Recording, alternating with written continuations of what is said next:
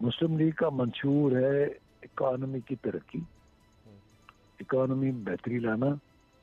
اور جو ناڑی خرابیاں کر کے گئے ہیں اس کو اپنی صحیح جگہ پہ لے آنا، ترقی، انڈسٹریلائزیشن، پاکستان کے ایکسپورٹس کو بڑھانا، پاکستان میں مہنگائی کو کم کرنا، بجلی کے نرخ جو بڑھ چکے ہیں ان کو کم کرنا، ڈالر کی قیمت کو سنبھالنا، اور آئی ایم ایف سے چھٹکارا،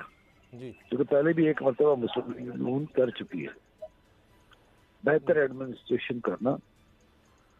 جو مطلب پچھلے والا نہیں تھا، انتقامی کاروائیاں نہیں ہوں، لیکن انصاف ہر کی دہلیز پر